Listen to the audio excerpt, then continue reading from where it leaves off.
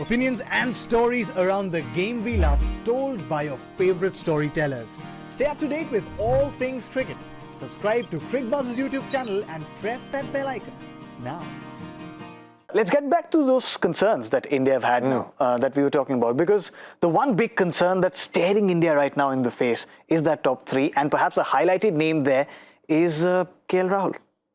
Yes, because I think if you want to play yourself in, you give yourself 18-20 balls. Yeah. I think 39 was a luxury. So I hope he benefits from this. As I said, as with Virat Kohli, you will see the outcome of this in the next game. But in the next game, he cannot continue scoring at 100, 105, because that will become very expensive for India.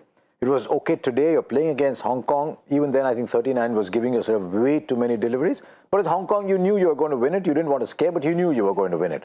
So we'll have to now see the outcome in the next game. But unlike Virat, who started to look more and more fluent as the innings went along, I don't think KL Rahul looked more fluent in the 38th ball than he was earlier. So, yeah, I hope he gets as much time in the nets as possible, as much batting as possible. Hope he gets a true surface to bat on. So, in all fairness, we did look at true surface when everyone else was batting on it. It looked fine. Yeah, correct. No, absolutely. Again, what we were talking about, it was also intent. He was playing safe. He didn't want to get out as well. Whereas, I think at some point in time, Surya was putting himself into positions where he could attack or forcing the bowler to change his length, push it back a bit. And I think that's what Rahul probably didn't do enough. Didn't move around the crease, didn't put the bowler under enough pressure. He was playing the ball on its merits. But that's something I don't think you can do consistently anymore in T20 cricket. And my big worry is that if you look at this top three, I feel currently, and I hope things happen to change our mind over the next 3-4 days, I can't see all these three playing. I see only two of these three playing in a World Cup, really. And if you look at it that way, then Rohit Sharma picks himself. He's the India captain. There's continuity at stake. There's a lot of things at stake. Very successful captain, both in the IPL and after that. So he stays. There is between these two, really.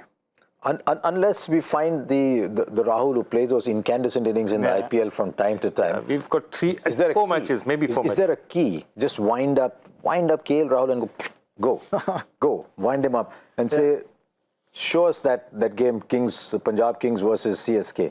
Yeah. Just look at that KL Rahul. This is you, by the way. Let's put some pictures together. This is both are you. Yeah. Let's see a little bit more of that. Because every time I see KL Rahul, I think he's a once-in-a-generation player who's getting stuck somewhere. Yeah. I wonder whether he needs to shed some fear. Look, I don't know. I've not played at that level. I've not been in those situations before. But I just wonder if he needs to shed those fears and say, doesn't matter if I get out.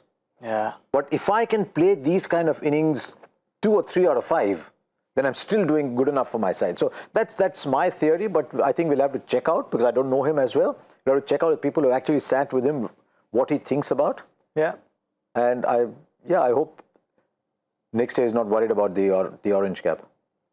Increasingly, though, I mean, what you said right now about that game against the Chennai Super Kings, it does start seeming like a pattern, because it is a mindset thing. He played that knock when Punjab Kings were already out of the tournament.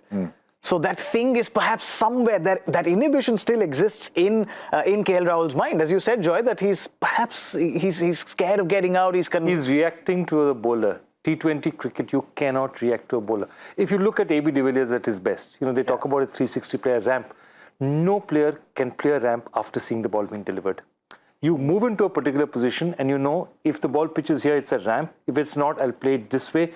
You take 2-3 decisions based on that, but you already put yourself into position because you can't reach there otherwise. Yeah. So what I'm saying is, then the bowler is in trouble. He's looking and saying, okay, he's going to try and play a ramp. What am I going to do now? What's happening with KL Rahul is saying, let the ball be delivered. Let me see on its merits where it goes. That's the cricket which maybe one-day cricket used to do, still does. Or, T20 cricket maybe 5-7 years back. Today, you cannot afford to, because the kind of scores that you get, the kind of pressure that you need to put the team under, you can't afford to react to a ball. You need to act. He's got 3 or 4 games.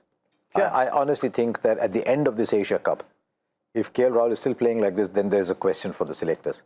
Because after that, he will have 6 games at home, and you go straight into the T20 World Cup. Yeah. But can you pick him ahead of some others on the basis of where he is at the end of the Asia Cup? And where the others are. So he will, at the end of these 4 games, if KL Rahul has not got his rhythm back, then there's a question. I'll be very sad if that happens, because I've been a fan over the years. I just think he's capable of playing cricket at another level, as Surya is.